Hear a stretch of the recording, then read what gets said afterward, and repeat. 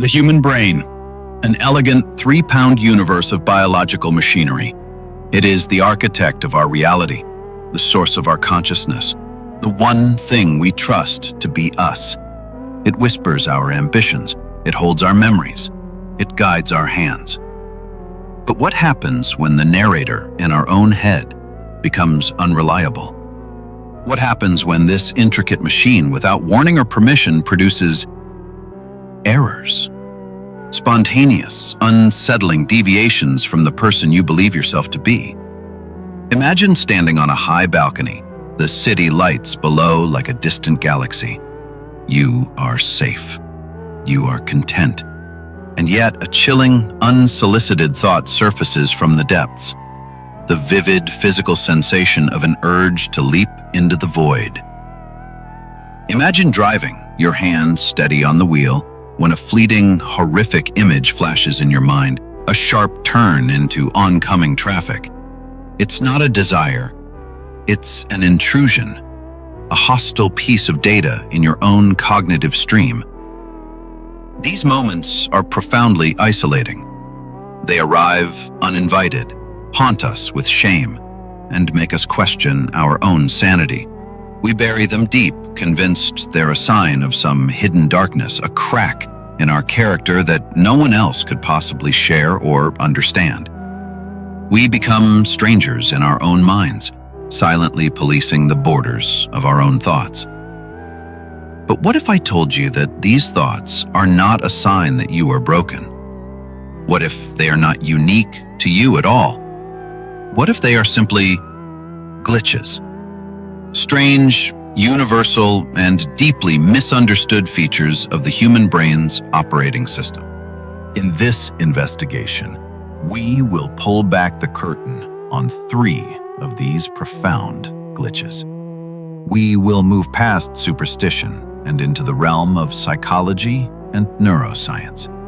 For each one, we will present the experience as you know it, debunk the common fearful misconception, and reveal the scientific explanation for why it occurs. This is not therapy. This is an exploration, a journey into the strange, dark corners of what it means to be human. We begin our exploration on the edge. You are standing in a high place, a balcony, a cliff, a bridge overlooking a highway. The rational part of your mind is aware of the solid ground beneath your feet, of the railing under your grip. You are, for all intents and purposes, safe. And yet, an intrusive and visceral sensation begins to bloom in your chest. It's a strange pull, a gravitational whisper from the emptiness. Your mind, your own trusted consciousness, presents you with a clear, unsolicited instruction, the possibility of leaping. It's not a prolonged thought, but a flash of potential, a vivid, terrifying simulation of an action you have no desire to take.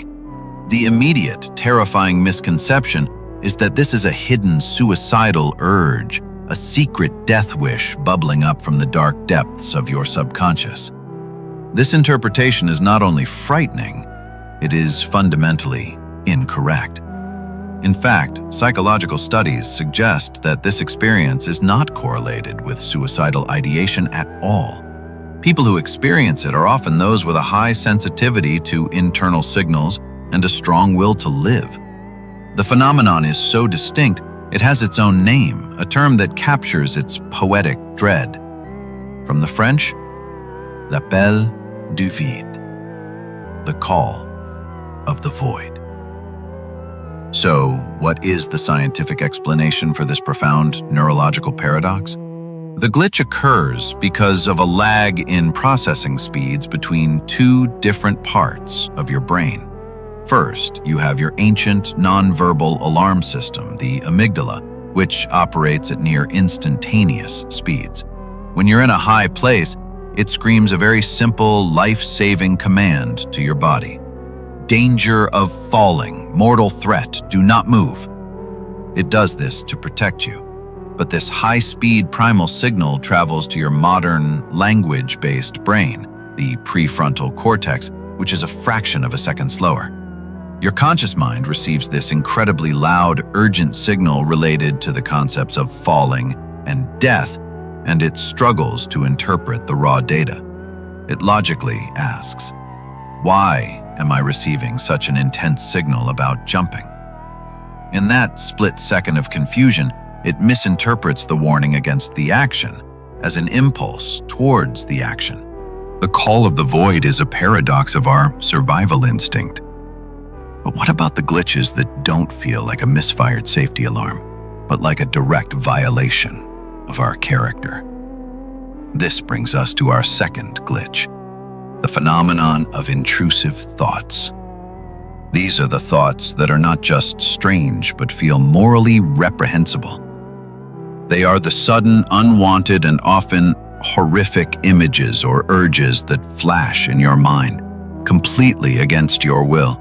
It might be a fleeting, violent thought about a loved one, an inappropriate sexual thought, or a blasphemous phrase that erupts in your mind during a moment of quiet reverence.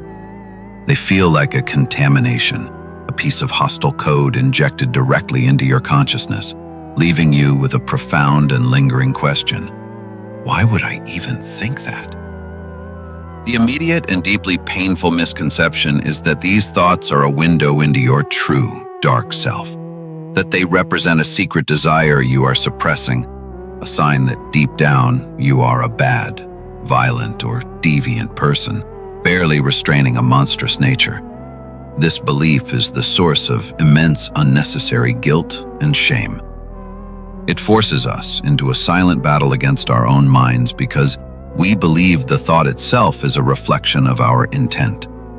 But this could not be further from the truth. The psychological explanation for this unsettling glitch lies in a concept known as ironic process theory, famously demonstrated by the white bear problem. The instruction is simple. For the next minute, try not to think of a white bear. The result is inevitable. You will be unable to think of anything else. To obey the command, a part of your brain must act as a monitor, periodically scanning your thoughts to check for the presence of a white bear. But this very act of checking is what brings the forbidden thought back into your consciousness.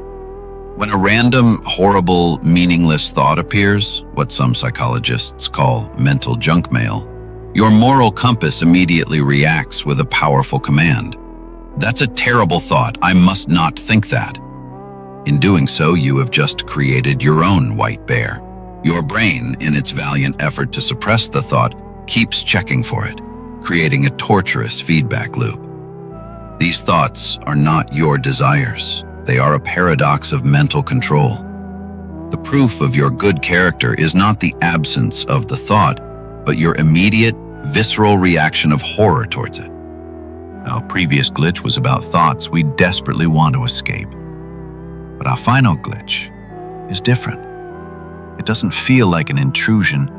It feels like a temptation. A quiet, deliberate, and often playful suggestion to introduce chaos into order. The 19th century master of psychological dread, Edgar Allan Poe, gave this phenomenon its most famous name, the imp of the perverse. It is the inexplicable urge to do the exact wrong thing at the worst possible moment, for no logical reason other than the fact that you know you shouldn't. It's the impulse to spoil the ending of a movie for a friend who's desperate to see it. It is the quiet desire to knock over a perfectly built house of cards. It is the reason a sign that says, "Wet paint, do not touch," feels less like a warning and more like an invitation. The common misconception is that this is simply a form of self-sabotage, a character flaw, or a mean-spirited desire to watch the world burn. We interpret it as a sign of immaturity or a deep-seated need for negative attention. But while the actions of the imp can be destructive, the origin of the impulse may be far more fundamental. It might not be about destruction at all, but about freedom.